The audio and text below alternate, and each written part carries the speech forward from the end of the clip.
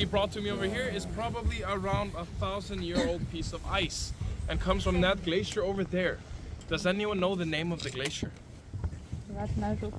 Whoa, she got it right away. Well, yes, it's Vatnajökull, which means glacier of lakes. So Vatnajökull is actually the largest glacier in Europe. It's around 8,000 square kilometers and covers almost 8% of Iceland. In short, it means it's absolutely huge. Vatnajökull has around 30 glacier tongues. This one here, where you see the ice and snow flowing down in these black lines and where all of these ice pieces come from, that one there being the second largest glacier tongue in Iceland, called Breiðamerkurjökull. And it's around 21 kilometers. But sadly, it didn't used to be that way once. Around 90 years ago, or the year 1930, all that ice and that glacier tongue used to go all the way back to the shore and the bridge where we came from.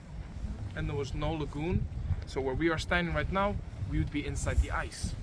But year and year, it went back and back because of melting, and today we lose around 200 to 300 meters of this glacier tongue every single year, which is horrible and a lot. And that happens because of two main reasons. One of them is because this is the only lagoon in Iceland connected to the Atlantic Ocean and a glacier tongue. So warmer salty Atlantic water streams into the lagoon, under it, back up where the glacier tongue is, melts the glacier tongue, mixing with the cold fresh glacier water, resulting in around a 50-50 salty fresh water in the lagoon, so no drinking. The second reason for the melting, which is far more sad and far more important, is global warming. So within 50 years, everything that you see now will be gone and melted. And within 150 years, the whole glacier will be melted and gone, resulting in the sea levels around the world to rise around 1, which maybe doesn't sound like a lot until you think about all the other glaciers that are melting with. Then it'll basically be horrible and catastrophic for everyone, which is not good. So let's do our best to preserve our glaciers on the melting. It really does matter. Anyways, this lagoon that we're now is called Jökulsárlón and is the largest lagoon that we have.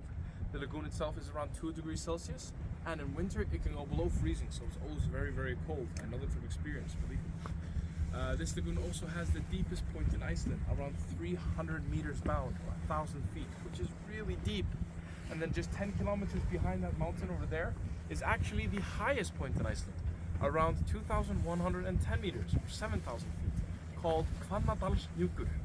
So this is a place of extremely up and downs and a lot of hard names you guys can't pronounce. In Jökulsárlón we also have wild animals. We have eider ducks and Icelandic gulls flying around, and in the water we have seals. We have gray seals and harbor seals. The seals eat all the fishes that we have, like cod, trout, salmon, krill, herring, Icelandic char, and they also use all the iPhones, cameras, and glasses that people drop in the water. Be careful with your stuff. I already lost 2 sunglasses this month. That's why I'm not with mine. Sadly. So these icebergs around us, you notice that they're all different colors. Some of them are blue, black, white, and clear, like the one that I'm holding.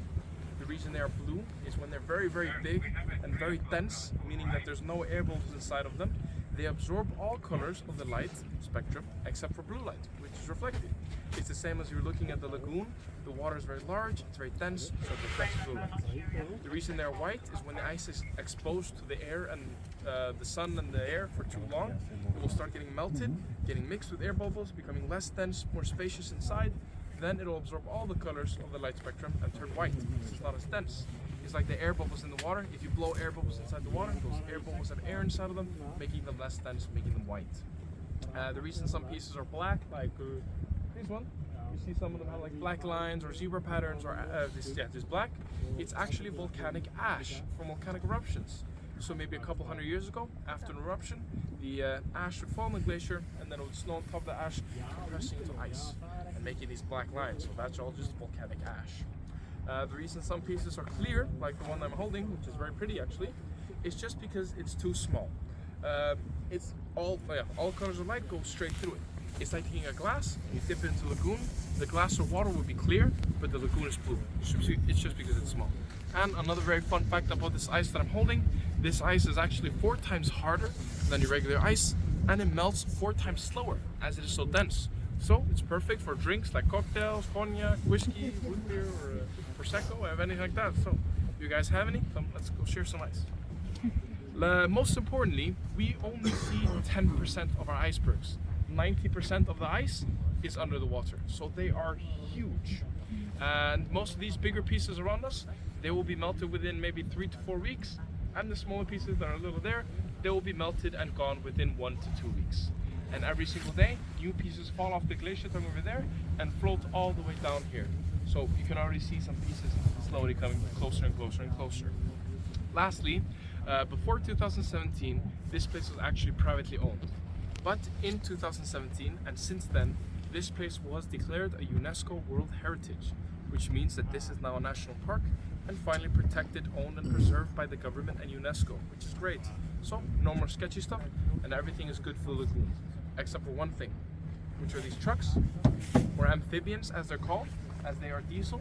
But at the beginning of next year, the owners are going to start to convert them into electricity because the government is asking for it, which is great. So normal fossil fuel and everything will be clean for them. So thank you guys for listening. If you guys have any more questions, just find me and ask me. I hope you guys learned something new. I'm going to start passing this out to you guys so you guys can eat it.